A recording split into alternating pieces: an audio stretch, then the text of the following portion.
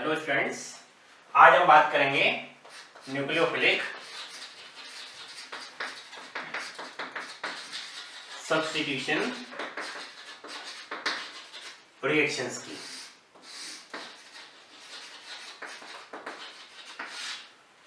Nucleophilic substitution reactions में mainly अपने पास alkyl halide की रिएक्शंस है। ये इनकी कैरेक्टरिस्टिक प्रॉपर्टी है न्यूक्लियोफिलिक सब्स्टिट्यूशन। तो यहाँ न्यूक्लियोफाइल इस हैलाइड आयन को सब्स्टिट्यूट कर देगा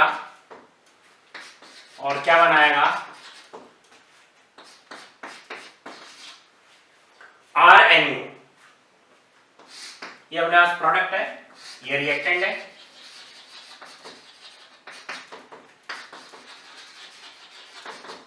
ये है न्यूक्लियोफिलिक सब्स्टिट्यूशन रिएक्शन। न्यूक्लियोफाइल ने इस एनायन को सब्स्टिट्यूट कर दिया यहाँ पर। अब बात करते हैं जो न्यूक्लियोफिलिक सब्स्टिट्यूशन रिएक्शंस है वो अपने पास कितने टाइप की है, 3 टाइप की। कौन कौन सी? SN1, SN2 और SNI। ये 3 टाइप के अपने पास न्यूक्लियोफिलिक सब्स्टिट्यूशन रिएक्शन है। यहाँ SN1 में 1 का मीनिंग वही है जो एलिमिनेशन में हमने देखा था कि यहाँ पे ऑर्डर ऑफ रिएक्शन क्या आएगा, 1। SN2 के अंदर ऑर्डर ऑफ रिएक्शन क्या आएगा, 2।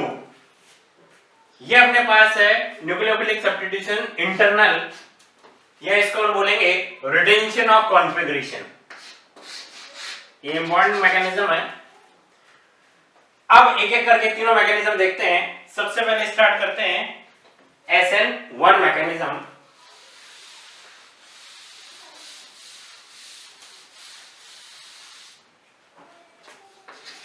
SN1 मैकेनिज्म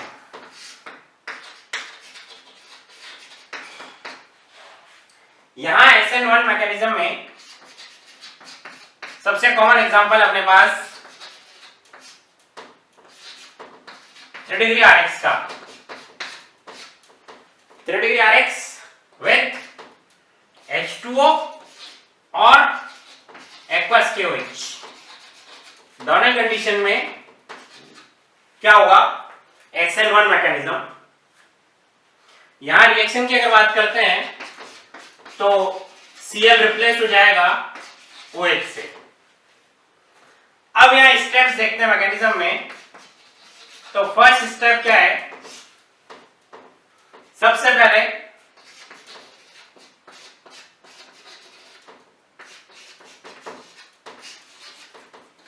वाटर में इस 3 डिग्री RX का क्या होगा, आयनाइजेशन। क्या होगा इसका, आयनाइजेशन होगा। या मैं कह दूं ये इसको डिसॉल्व करेगा और क्या बनाएगा,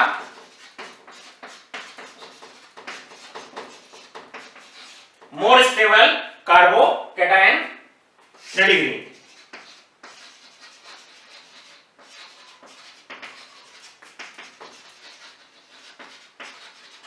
ये मोर स्टेबल हो गया। अगले स्टेप में इस कार्बोकैटायन का क्या होगा, सॉल्वेशन। ये जो 3 डिग्री कार्बोकैटायन अपने पास बना,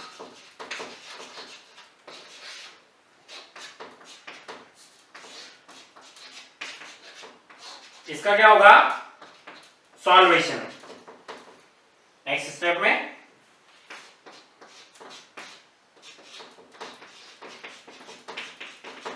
ये सॉल्वेशन। थर्ड स्टेप में क्या होगा,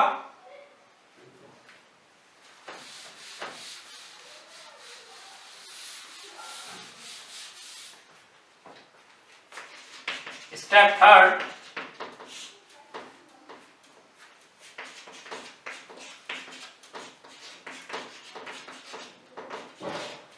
यहां पे अपने पास nucleophile OH minus aqueous KOH में,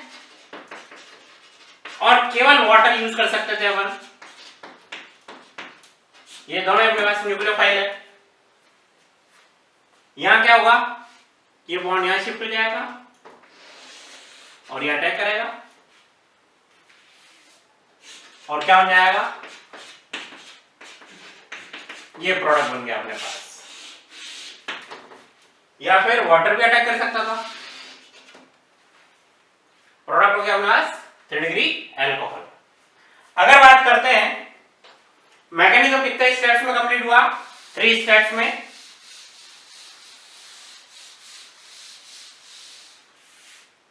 यहां अगर एनर्जी प्रोफाइल डायग्राम बनाते हैं तो एनर्जी प्रोफाइल डायग्राम कुछ ऐसा होगा।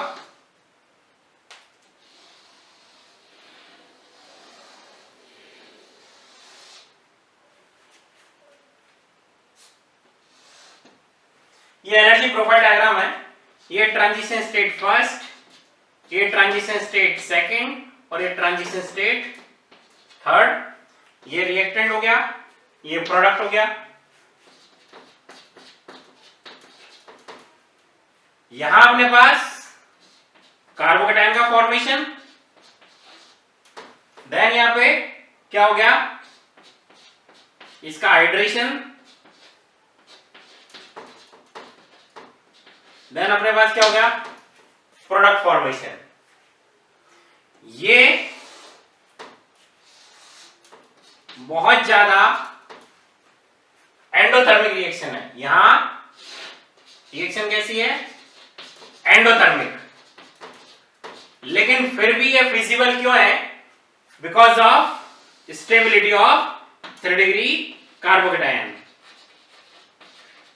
ये ज्यादा स्टेबल है और ये क्या प्रोवाइड करता है इसको, इस रिएक्शन को होने के लिए फिजिबल करेगा एंडोथर्मिक होने के बावजूद। अब बात करते हैं अपन यहां पर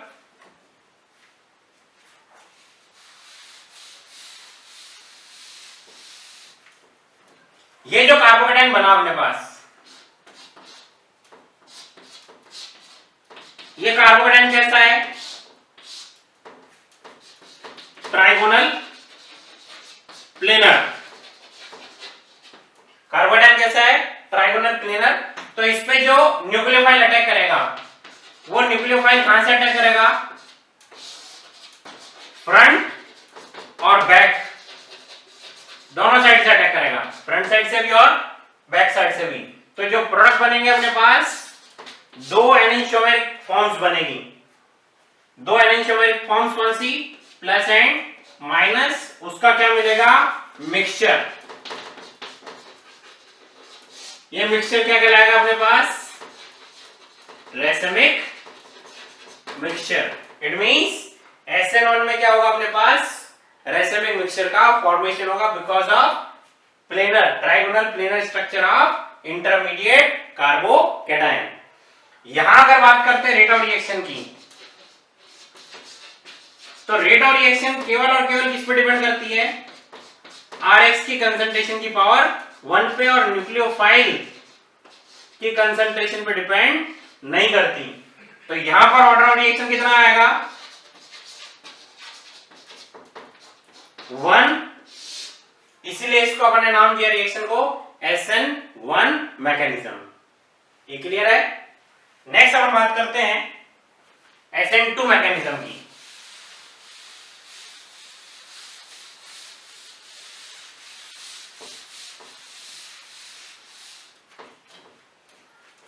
SN2 mechanism,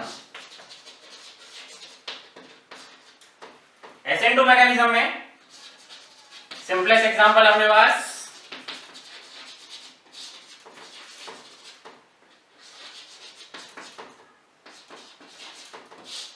CH3Cl with aqueous KOH, CH3OH का फॉर्मेशन।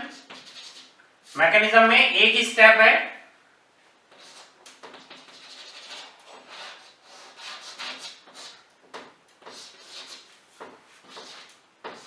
ये OH माइनस कहां अटैक करेगा, पार्शियल पॉजिटिव कार्बन पर, और किसका फॉर्मेशन करेगा, ट्रांजिशन स्टेट का। किसका फॉर्मेशन करेगा,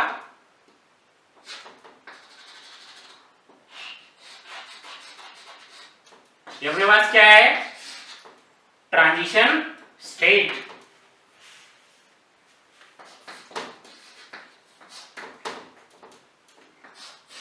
ये क्या होगा, स्टेबल प्रोडक्ट में कन्वर्ट हो जाएगा अपने पास।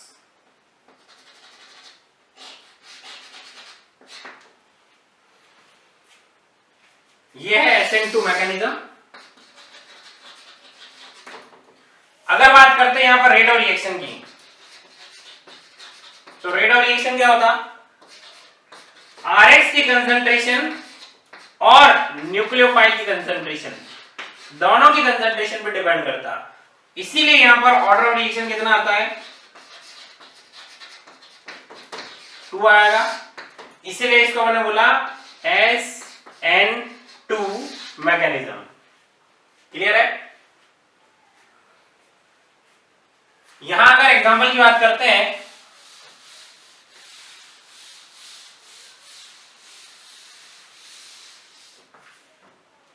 एग्जांपल लेते हैं,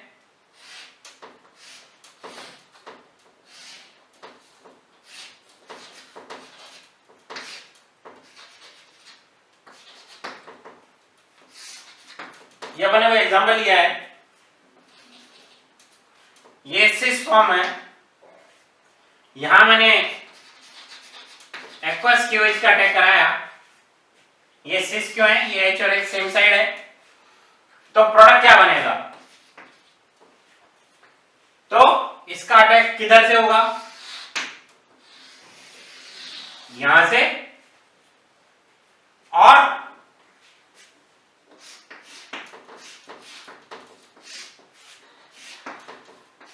प्रोडक्ट बन गया अपने पास क्या, ये कैसा प्रोडक्ट अपने पास, ट्रांस।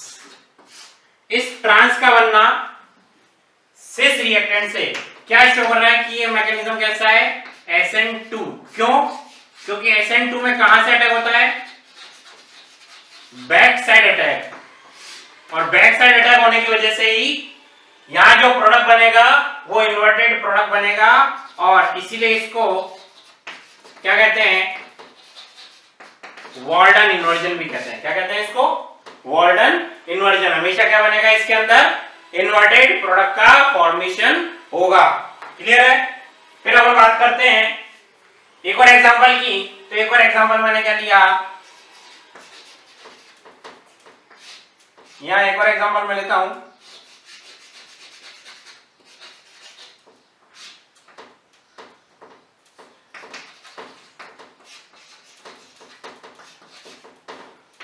ये एक और एग्जांपल मैंने लिया,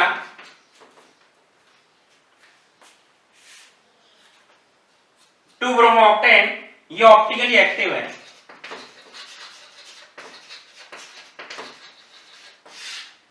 जिसका कॉन्फ़िगरेशन अपने पास है R।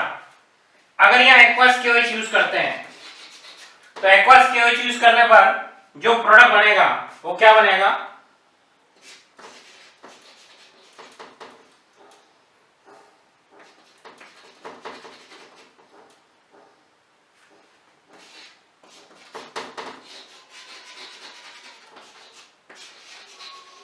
ये अपने पास प्रोडक्ट बन गया S, यानी कॉन्फ़िगरेशन क्या हो गया, R से S। अगेन क्या हो गया, इन्वर्जन ऑफ कॉन्फ़िगरेशन। यहां बना सिस से ट्रांस, और यहां बन गया R से S।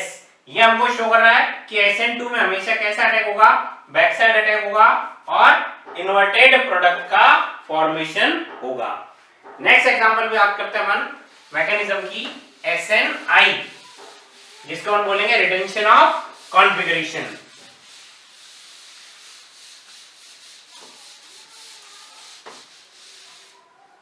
SNI mechanism, retention of configuration। इसका एक स्पेसिफिक एग्जांपल लेते हैं,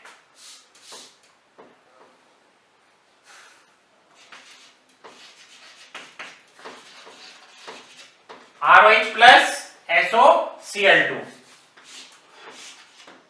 यहां in absence of pyridine और यहां पे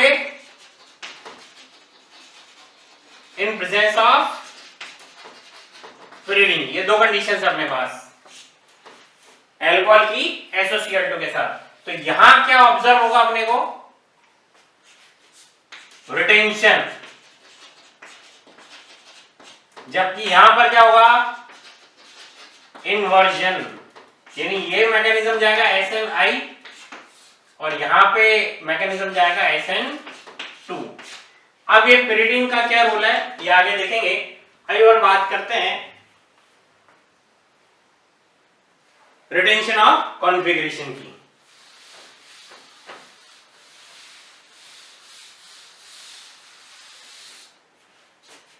मैंने एग्जांपल लिया,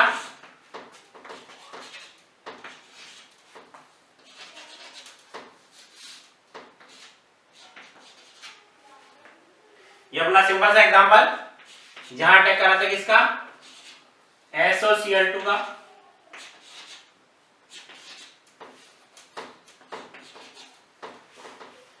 यहां पर क्या होगा, सबसे पहले इस ऑक्सीजन के लोन पेयर का इस सल्फर के एम्प्टी ऑर्बिटल में डोनेशन ऑफ इलेक्ट्रॉन होगा और यहां से चला जाएगा। तो क्या बन जाएगा अपने पास,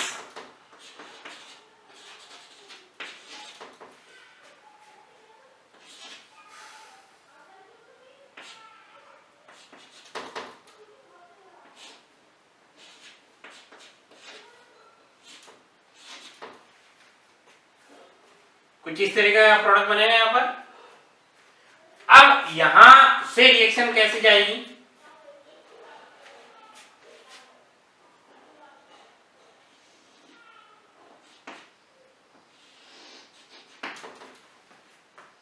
ये कुछ इस तरीके से बॉन्ड शिफ्ट हो रहे हैं और प्रोडक्ट फॉर्मेशन की अगर बात करते हैं तो प्रोडक्ट क्या बनेगा अपने पास,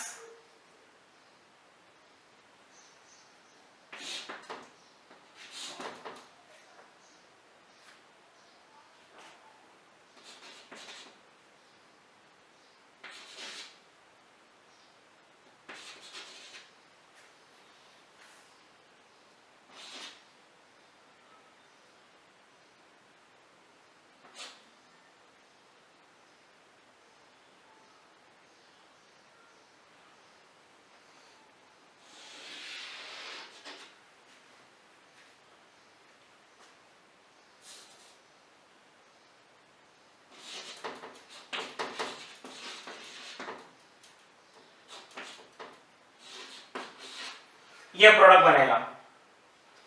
ये बॉन्ड यहां से यहां शिफ्ट, ये SO2 निकल गया, ये H+ निकल गया, ये Cl- यहां से निकलते हुए सीधा कहां अटैक करेगा, उसी साइड में अटैक करेगा जहां से ये ऑक्सीजन रिप्लेस हो रहा है। इसलिए कॉन्फ़िगरेशन क्या रहेगा, अगर ये कॉन्फ़िगरेशन R है तो ये कॉन्फ़िगरेशन भी क्या रहेगा R, और अगर ये कॉन्फ़िगरेशन S है तो ये कॉन्फ़िगरेशन भी क्या रहेगा S। इसलिए क्या है, रिटेंशन ऑफ कॉन्फ़िगरेशन। क्लियर है, रिटेंशन ऑफ कॉन्फ़िगरेशन। वापस बता देता हूं क्या होगा, ये यहां अटैक करेगा लोन पेयर, ये स्पीशी बनी बीच में, यहां से जो Cl जा रहा है ये बॉन्ड ब्रेक होगा इसी समय और सेम टाइम ये Cl इसी कार्बन पर अटैक कर देगा।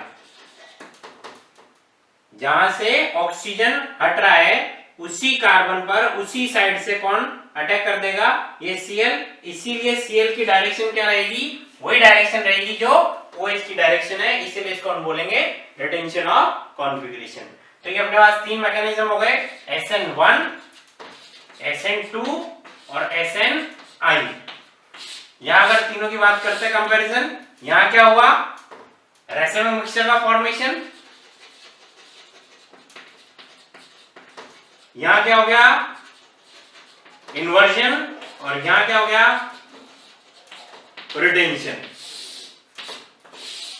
ये तीनों बेसिक डिफरेंस है SN1, SN2 और SNI। नेक्स्ट हम बात करते हैं nucleophilic substitution reactions in aromatic compounds या एरिल हैलाइड।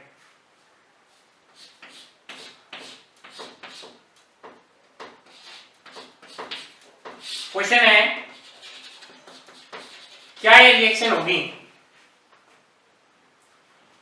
क्या ये रिएक्शन होगी? तो रूम टेम्परेचर की अगर बात करते हैं तो रूम टेम्परेचर पे रिएक्शन नहीं होगी, जिसके बहुत सारे रीजन अपने पास है। जैसे यहां पर हेलोजन का इस बेंजीन रिंग के साथ रेजोनेंस,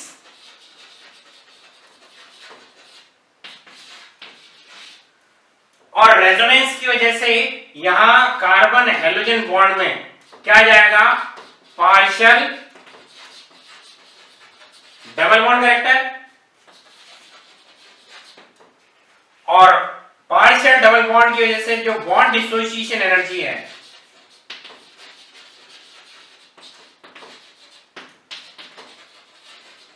वो क्या हो जाएगी, हाई। साथ ही साथ यहां पर अगर बात करते हैं कार्बन कौन सा हाइब्रिड है, sp2, और sp2 हाइब्रिड कार्बन और हेलोजन के बीच की अगर बात करते हैं तो बॉन्ड लेंथ क्या होगी, कम होगी।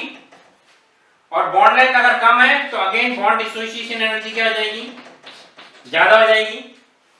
फिर बात करते हैं अगर ये लोन पेयर को इधर देगा तो यहां पर कार्बन पर जो पॉजिटिव चार्ज है, जहां न्यूक्लियोफाइल को अटैक करना है, ये पॉजिटिव चार्ज क्या आएगा, कम आएगा। और पॉजिटिव चार्ज अगर कम होगा तो जो न्यूक्लियोफाइल का अटैक होगा वो भी क्या होगा, कम। तो चार्ज का भी डिक्रीज होना। ये कई सारे रीजन है कि एरिल हैलाइड नॉर्मल कंडीशंस में न्यूक्लियोफिलिक सब्स्टिट्यूशन रिएक्शंस नहीं देता। अगर मुझे इसको रिएक्टिव बनाना है, अगर एरिल हैलाइड को न्यूक्लियोफिलिक सब्स्टिट्यूशन के लिए रिएक्टिव बनाना है तो या तो कंडीशंस को अपन हाई टेम्परेचर और हाई प्रेशर ले लें तो क्या होगा, ये रिएक्शंस होगी। और अगर मैं चाहता हूं रूम टेम्परेचर पे करवाना, नॉर्मल टेम्परेचर पे या नॉर्मल कंडीशंस में, तो यहां हमें कुछ चेंजेस करने पड़ेंगे। वो चेंजेस क्या है,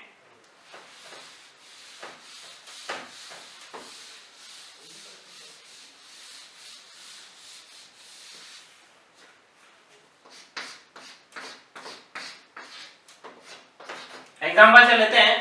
अगर मैं यहां NO2 ग्रुप अटैच कर दूं, ये कैसा है, electron withdrawing group, deactivating group.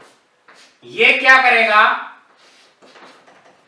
Benzene ring से इलेक्ट्रॉन लेगा और इस बॉन्ड को, CCl बॉन्ड को क्या कर देगा, वीक कर देगा। जितने ज्यादा electron withdrawing group benzene ring में ऑर्थो और पैरा पोजीशंस पे अटैच होंगे, एरिल हैलाइड मोर रिएक्टिव होता जाएगा टुवर्ड्स न्यूक्लियोफिलिक सब्स्टिट्यूशन रिएक्शन के लिए।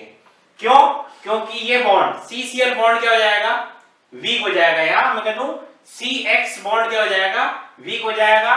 क्यों हो जाएगा, क्योंकि जो इलेक्ट्रॉन्स है वो इसके साथ रेजोनेंस में पार्टिसिपेट करेंगे और रेजोनेंस की वजह से यहां पॉजिटिव भी आएगा। पॉजिटिव आएगा तो न्यूक्लियोफाइल का अटैक भी होगा और CCl का रेजोनेंस भी कम होगा। तो जो अपन ने रीजन पढ़े थे इसके लेस रिएक्टिव होने के, इलेक्ट्रॉन विड्रॉइंग ग्रुप अटैच करने से वो सारे उल्टे हो जाएंगे। इट मींस इसकी रिएक्टिविटी क्या हो जाएगी, इंक्रीज। तो अगर मैं कहता ये NO2 नहीं है, तो अगर रिएक्शन होती है मोर देन 600 डिग्री, मोर देन 600 केल्विन पे, तो इन प्रेजेंस ऑफ 1 NO2 ये हो जाएगी 400 के ऊपर, यानी 400 टू 500 के बीच में। यहां टेम्परेचर रिक्वायर्ड है 400 टू 500 केल्विन। अगर NO2 ग्रुप एक और अटैच कर दें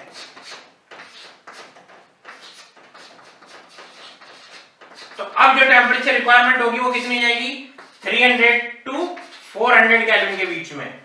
और अगर एक और NO2 ग्रुप अटैच कर दें ऑर्थो और पैरा पोजीशन पे, इट मींस ये 3 NO2 अपन ने अटैच कर दिए हैं। यहां रिएक्शन कहां हो जाएगी? रूम टेम्परेचर पे। तो एक तो अपन ने देखी कौन सी reaction, normal aryl halide more than 600 kelvin. एक इलेक्ट्रॉन विड्रॉइंग ग्रुप अटैच करा पैरा पे 400 to 500, दो अटैच करे ऑर्थो और पैरा पे 300 to 400, और 3 अटैच कर दिए ऑर्थो और पैरा पे, तो रूम टेम्परेचर पे रिएक्शन हो जाएगी, यानी ये Cl किससे रिप्लेस हो जाएगा? OH माइनस से रिप्लेस हो जाएगा और प्रोडक्ट फॉर्मेशन हो जाएगा। तो अगर क्वेश्चन आता मेरे पास कि which of the following is most reactive towards nucleophilic substitution reaction, और ऑर्डर बनाना होता,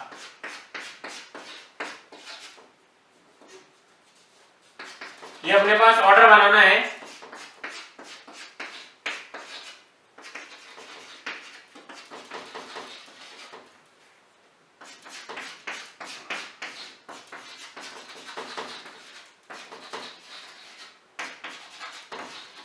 ये फर्स्ट, ये सेकंड, ये थर्ड और ये फोर्थ। यहां रिएक्टिविटी ऑर्डर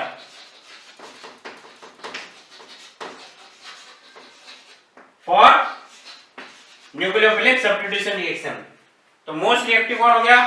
फोर्थ, फिर थर्ड, फिर सेकंड, देन फर्स्ट। जितने ज्यादा इलेक्ट्रॉन विड्रॉइंग ग्रुप अटैच करेंगे ऑर्थो और पैरा पोजीशंस पे, उतना ही ज्यादा aryl halide nucleophilic substitution reactions के लिए रिएक्टिव होता जाएगा। क्लियर है? फिर एक और क्वेश्चन की बात करते हैं।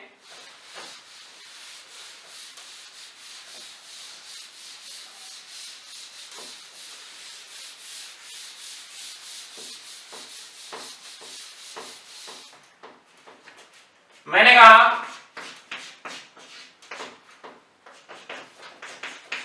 हैलोजन चेंज कर देते हैं, एरिल हैलाइड में हैलोजन,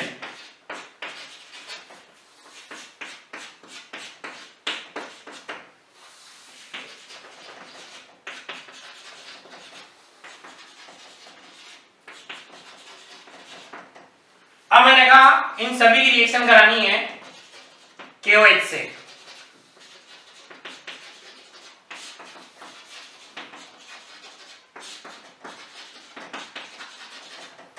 यहां अगर बात करते हैं रेट ऑफ रिएक्शन की,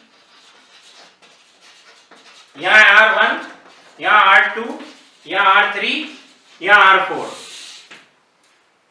ये अपन ने एरिल हैलाइड लिया है जिसमें हैलोजन डिफरेंट है, F, Cl, Br और I।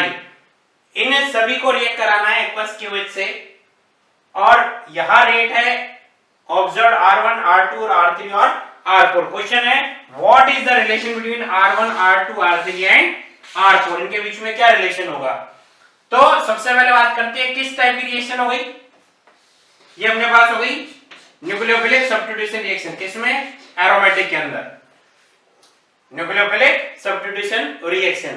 तो न्यूक्लियोफिलिक सब्स्टिट्यूशन रिएक्शन एरोमेटिक के अंदर एरिल हैलाइड में अगर बात करते हैं तो F की रिएक्टिविटी सबसे ज्यादा है और I की रिएक्टिविटी सबसे कम है। यानी अगर हेलोजन में फ्लोरीन अगर है एरिल हैलाइड में, तो ये न्यूक्लियोफिलिक सब्स्टिट्यूशन के लिए सबसे ज्यादा रिएक्टिव होगा और I वाला सबसे कम रिएक्टिव होगा। तो ऑर्डर अपने पास हो जाएगा रिएक्टिविटी का ये। अगर रिएक्टिविटी का ऑर्डर ये है तो रेट ऑफ रिएक्शन का ऑर्डर क्या हो जाएगा? कुछ ऐसा आएगा। यहां रीजन क्या जा रहा है कि जो फ्लोरीन है और जो आयोडीन है, यहां पर बात कर रहे हैं रेजोनेंस की, कि जितना ज्यादा रेजोनेंस होगा उतना ज्यादा लेस रिएक्टिव होगा। तो यहां इलेक्ट्रॉन डोनेशन की बात कर रहे हैं, और हेलोजन के केस में हम जानते हैं कि -I ग्रेटर देन होता है +M। ये हेलोजन के केस में, यानी -I अगर ग्रेटर देन +M है तो जितना हेलोजन कम इलेक्ट्रॉन देगा उतना रेजोनेंस में कम जाएगा, और जितना रेजोनेंस में कम जाएगा वो बॉन्ड उतना ही वीक हो जाएगा, और जो बॉन्ड जितना वीक होगा उतना ही इजीली ब्रेक हो जाएगा, और जितना इजीली ब्रेक होगा उसकी रिएक्टिविटी उतनी ज्यादा होगी या रेट ऑफ रिएक्शन उतना ज्यादा होगा। अगर मैं इसी क्वेश्चन को चेंज कर देता, क्वेश्चन में कहता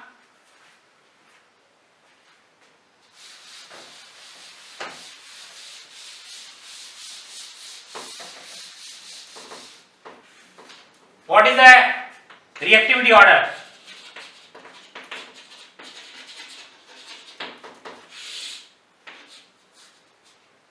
for RF, RCl, RBr, Ri towards SN reactions, ये SN2 ले लेते हैं। तो सबसे ज्यादा रिएक्टिव कौन होगा? तो इस बार RF नहीं होगा, इस बार सबसे ज्यादा रिएक्टिव कौन होगा? Ri। क्वेश्चन में डिफरेंस समझ में आ रहा है? एरिल हैलाइड में सबसे ज्यादा रिएक्टिव था फ्लोरो, और एल्काइल हैलाइड में सबसे ज्यादा रिएक्टिव कौन है? आयोडो। क्यों है? क्योंकि यहां पर एल्काइल हैलाइड में SN रिएक्शन में अपने को इजीली ब्रेक करना है CX बॉन्ड, और इस CX बॉन्ड में कोई रेजोनेंस नहीं है, तो बस बॉन्ड डिसोसिएशन एनर्जी को देखना है। और बॉन्ड डिसोसिएशन एनर्जी किस पे डिपेंड करेगी? साइज डिफरेंस पे। किस पे डिपेंड करेगी? साइज डिफरेंस पे। जितना ज्यादा साइज डिफरेंस होगा बॉन्ड डिसोसिएशन एनर्जी उतनी कम होगी। बॉन्ड डिसोसिएशन एनर्जी जितनी कम होगी बॉन्ड को ब्रेक करना उतना इजी होगा। बॉन्ड को ब्रेक करना जितना इजी होगा वो कंपाउंड उतना ज्यादा रिएक्टिव होगा। एरिल हैलाइड में और एल्काइल हैलाइड में डिफरेंस बस यही है कि एल्काइल हैलाइड में रेजोनेंस नहीं है, एरिल हैलाइड में रेजोनेंस है। एल्काइल हैलाइड में साइज डिफरेंस या बॉन्ड डिसोसिएशन एनर्जी किस पे डिपेंडेंट है? Size difference. और एराइल हैलाइड में जो बॉन्ड डिसोसिएशन एनर्जी है वो किस पे डिपेंडेंट है? रेजोनेंस पे। ये बेसिक डिफरेंस है एराइल हैलाइड और एल्काइल हैलाइड की न्यूक्लियोफिलिक सब्स्टिट्यूशन रिएक्शंस में। नेक्स्ट एग्जांपल देखते हैं।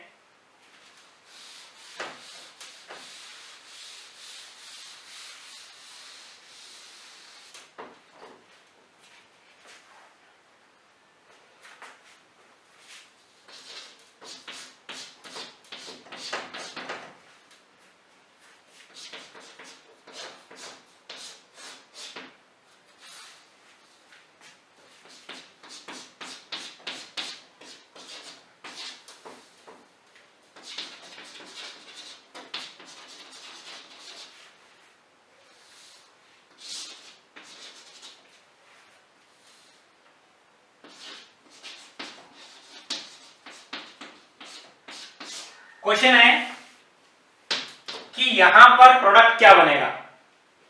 क्वेश्चन है प्रोडक्ट क्या बनेगा, मेजर प्रोडक्ट क्या बनेगा। तो सबसे पहले आइडेंटिफाई करते हैं कि what is the type of reaction.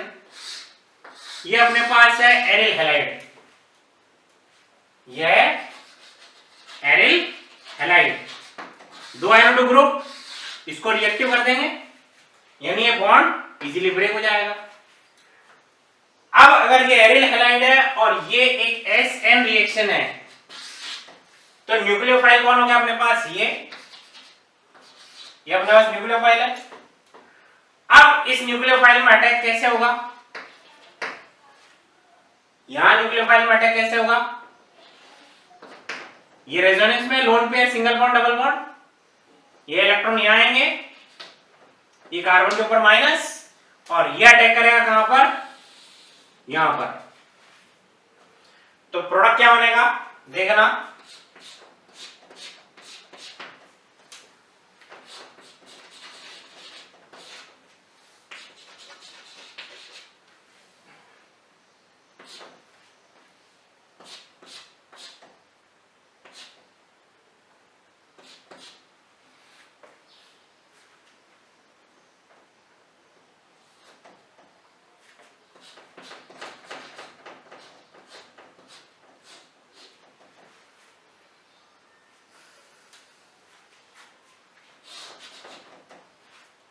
ये कुछ ऐसा बनेगा अपने पास में, ये केवल अटैक कर रहा है कहां पर? यहां पर। ये डबल बॉन्ड आ गया यहां पर, क्लियर है? ये अपने पास है वाटर, इसको क्या करना? हाइड्रोलाइज। ये अपने हाइड्रोलाइज कर दिया, ये बॉन्ड ब्रेक कर दिया,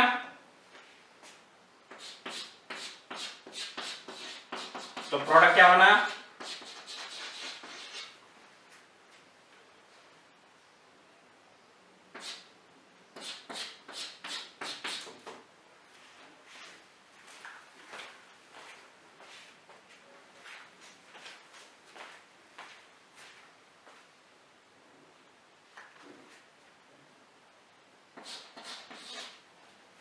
ये अपने पास प्रोडक्ट बन गया। क्लियर है? ये अपने पास मेन प्रोडक्ट हो गया। ये एक टाइप की कैसी है? AR-SN reaction. क्लियर है?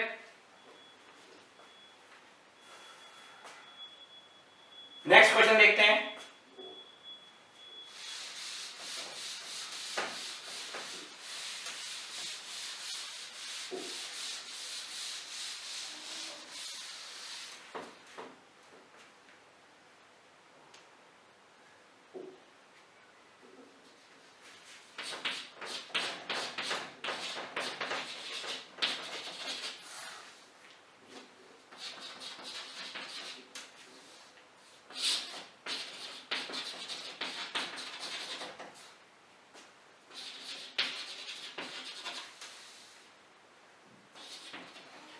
यहां प्रोडक्ट क्या बनेगा? तो देख सकते हैं NO2 ग्रुप के रेस्पेक्ट में ये तो मेटा पोजीशन और ये पैरा पोजीशन। कौन रिएक्टिव होगी? Para position. और तो और पैरा। रेजोनेंस केवल NO2 का कहां इफेक्टिव है? और तो और पैरा पे मेटा इफेक्ट होता है, रेजोनेंस इफेक्टिव नहीं होता। तो C2H5O माइनस किसको? इस वाले को रिप्लेस करेगा और आंसर क्या बनेगा अपने पास?